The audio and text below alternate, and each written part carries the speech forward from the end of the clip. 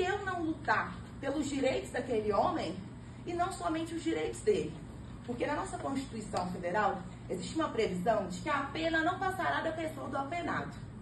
E para mim, e não enquanto a Aline, advogada criminalista, mas para mim, enquanto a Aline, pessoa, ser humano, essa é a maior pachorra que existe na nossa humanidade. Porque a pena, ela transcende a pessoa do apenado. E eu, inclusive, acredito que o apenado, ele sofre os menores impactos da pena. Porque sabe quem que vai sofrer os impactos da pena?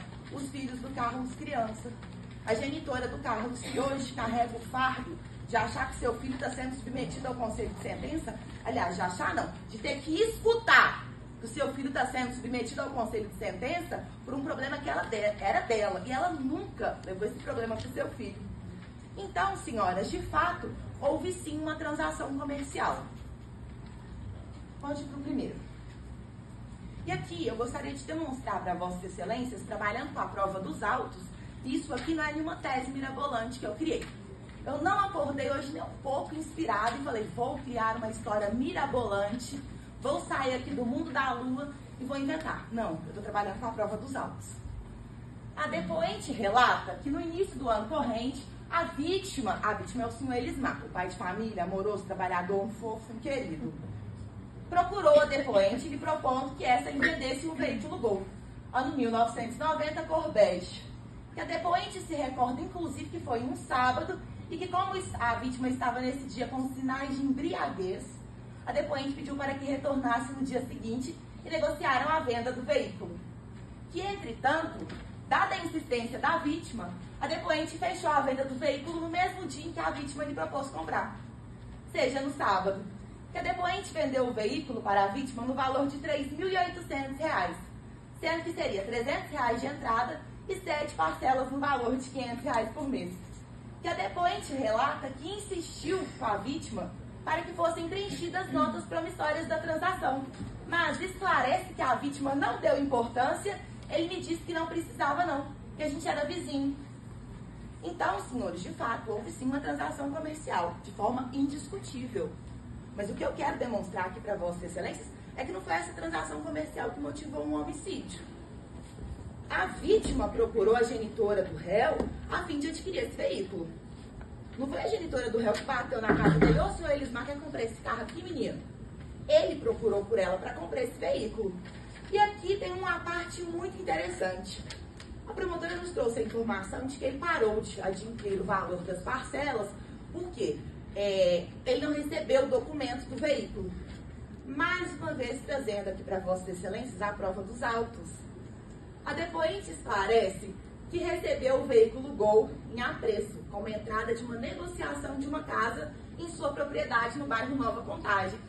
Que a depoente relata que o veículo estava sem placa de motor. A placa de motor eu tive que pesquisar, porque eu sou mulher e eu faço aquele típico papel clichê de mulher que não entende nada de carro. Eu fui descobrir que a placa do motor é o chassi. Então, o chassi, o carro, a moto, que seja o veículo sem chassi, ele não passa na vistoria do Detran. Se eu chego com um veículo sem chassi, ele não passa na vistoria e automaticamente eu não consigo transferir a titularidade. É importante que Vossas Excelências tenham conhecimento sobre esses fatos.